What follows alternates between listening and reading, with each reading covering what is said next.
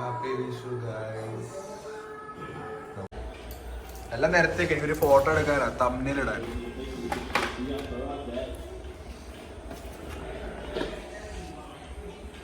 എന്തൊരു പണി ചെയ്യടി, വിഷു അല്ല നാളെ. അതേ വരുന്നു. ഇവിടെ കുഞ്ഞ് എടുത്ത് വെച്ചേ, നമുക്ക് പൊട്ടിക്കാനുള്ളതാ.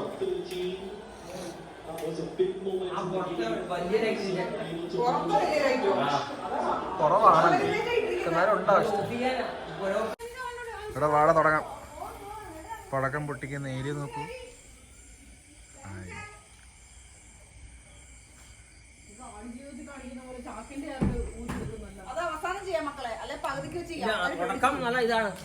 ഇവിടെ ഒന്നും തൂക്കാൻ സ്ഥലമില്ലാത്തത് കൊണ്ട് നമ്മൾ അവസാനം നമ്മുടെ ഗേറ്റിൽ തൂക്കാമെന്ന് വിചാരിച്ചു.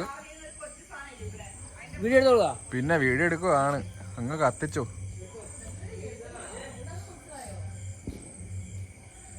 ഇത് കത്തിക്കാൻ ആരെങ്കിലും വരുമോ?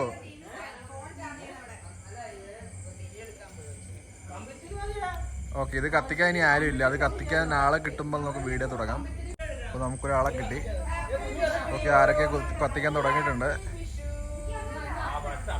അമ്പോ ഇവിടെ നീയാണോ കത്തിക്കാൻ പോണത്?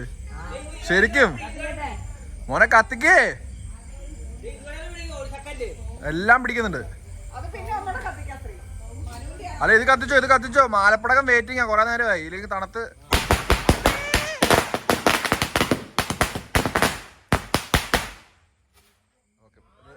ഇത് ഇത്ര ഉള്ളായിരുന്നു, അത് ചീറ്റിപ്പോയതാണോ ബാക്കി?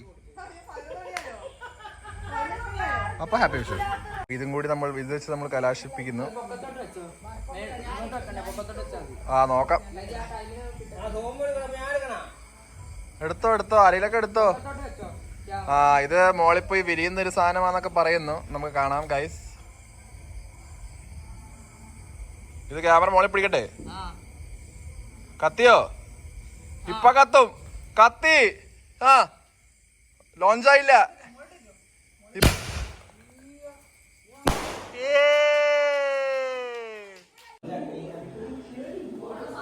നമുക്കൊരു ട്രാൻസിഷൻ രൂപത്തിലാക്കിയാലോ മനു?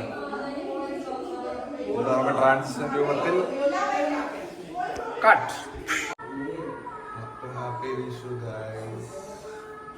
നമ്മുടെ കണി റെഡി.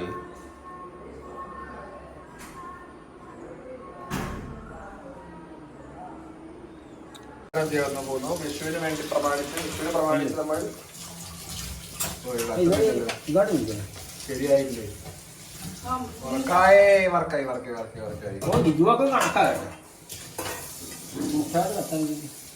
വിഷുവിന് വേണ്ടി നമ്മളെല്ലാം ഫ്രം സ്ക്രാച്ച്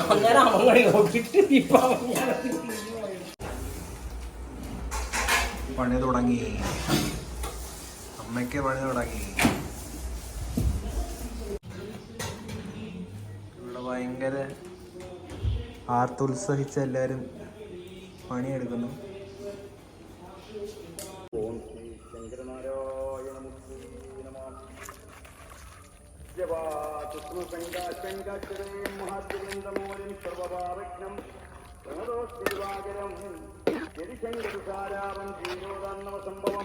ഒരു രാത്രിയുടെ പരിശ്രമത്തിന്റെ ഫലമായി ഇത്രയും കറികൾ നമ്മൾ റെഡിയാക്കി. തോരൻ, സാമ്പാർ, പുളിശ്ശേരി, അവിയൽ. ഇതെന്തോ കിച്ചടി അല്ലേ? ഇതെന്തോ ഇഞ്ചിക്കറി, പരിപ്പ്, ഓലൻ. നമ്മുടെ കലവറയിൽ പായസം തയ്യാറായിക്കൊണ്ടിരിക്കുന്നു. ഇളക്കാണ്. ഇത് പാലട.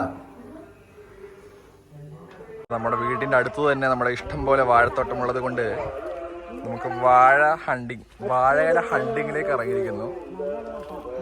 ഒരെണ്ണം വെട്ടി കാണിക്കൂ.